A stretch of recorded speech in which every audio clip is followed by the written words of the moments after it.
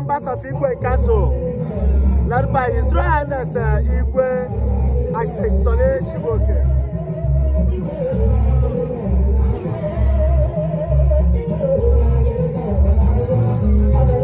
Ngaho Ichie Ogwe Bianoya Ochudo.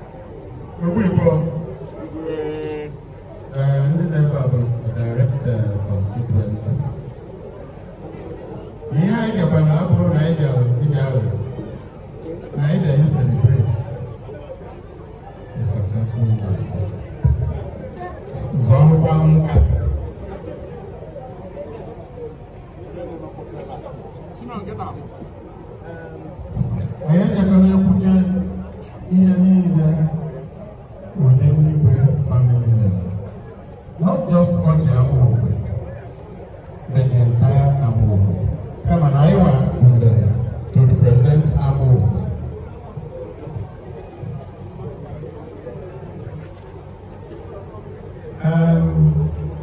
Oh yeah, in a year of time, the bishop, is your bishop, no, you sent. When plot the wishing that I lost it. We have a application. We're telling me I'm signing on behalf of Watch. I cannot bear it today. He called I am telling him and he had a private. He had a quiet. Even on the quiet blood. I'm going to bring. I do. When I come out the car, the person I know too. Emma, you know with us in spirit. We appreciate all your support.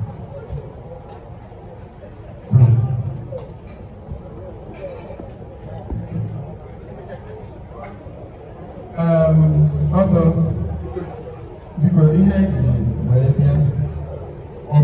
prompting of matter, but the spirit, the spirit of Oji Amu, understand on that authority. Issue, you know, no, Kaipia, Kama, no, whatever Mama should. I'll go up with that. My country, boy, that chopper. You I am asked. My neighbor, now I need a problem. When I talk about you still said, I'm not saying, I'm a lawyer. So, because, when I took another on your chair.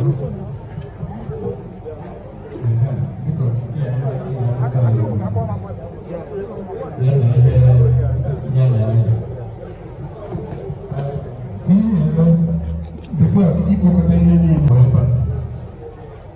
I had to get to meet you. No, presentation.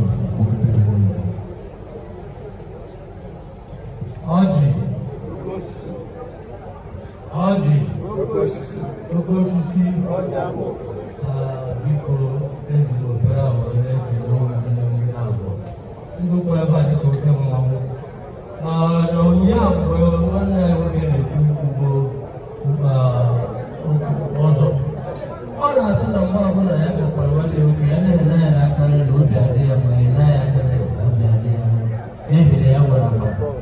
ihe ọbụla ya chọrọ.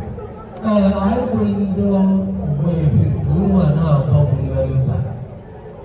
Ọ dị n'ọtụtụ ụlọ ọrụ bụ memba.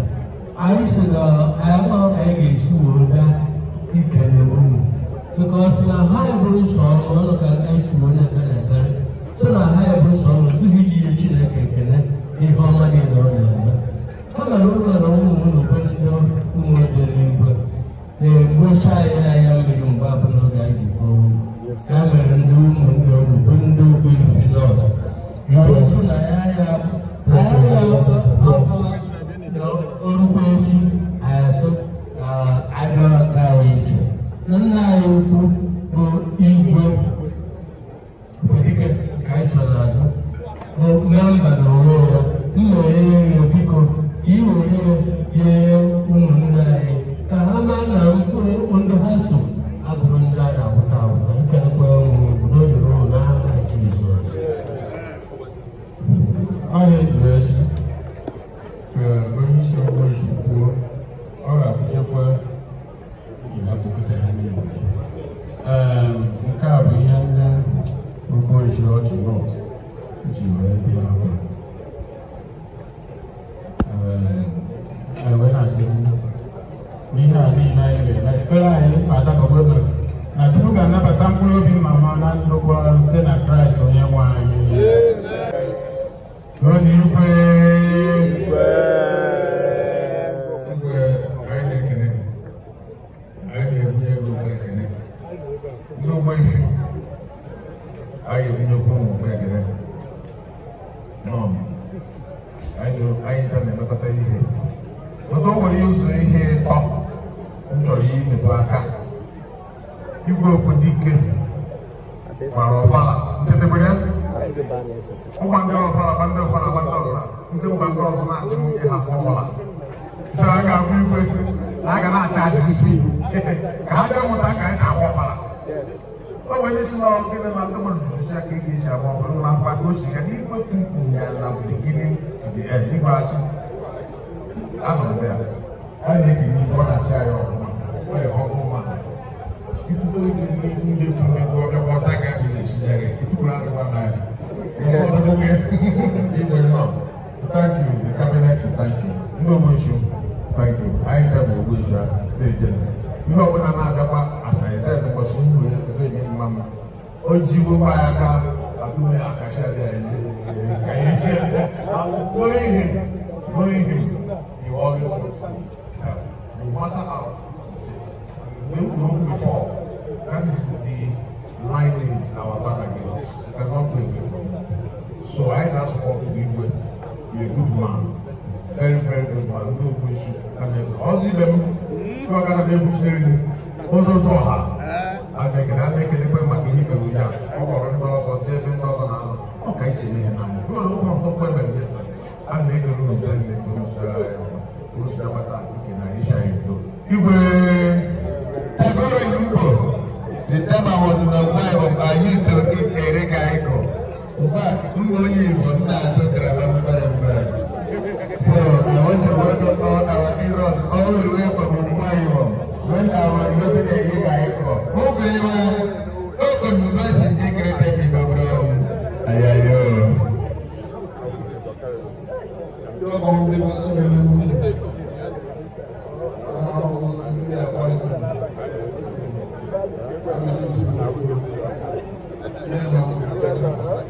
No.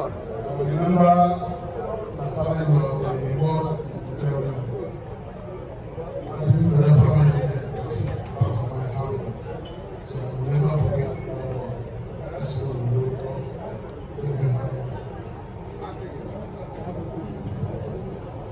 In-law, I like him.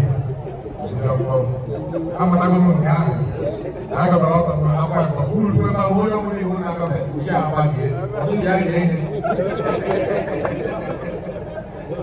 we are very proud of you for coming to this family. When you know these guys members saying I got a lot of how. Sorry, I like it. We're very like it now. We've taken care of our sister. Who don't know why? We won't go to our son. So thank you for taking it there. Here is your home. Has always been your home. Will always be your home.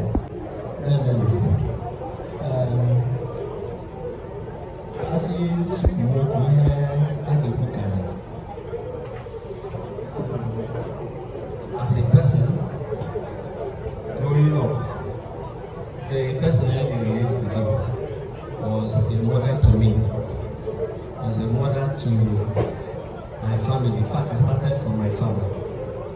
So there are too many things to say, most of which have been said by different people. So I want to just cut it short so that I don't take much of our time.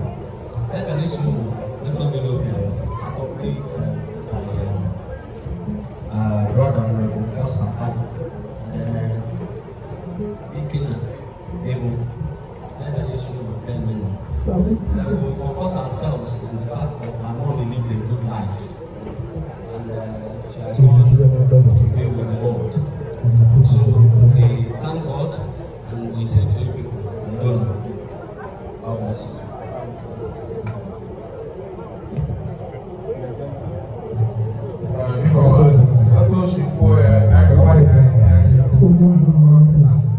Thank you very much. It's a family. Celebrating back in the 60s. And we all grew up together. I almost seen that difference. It's only that I can.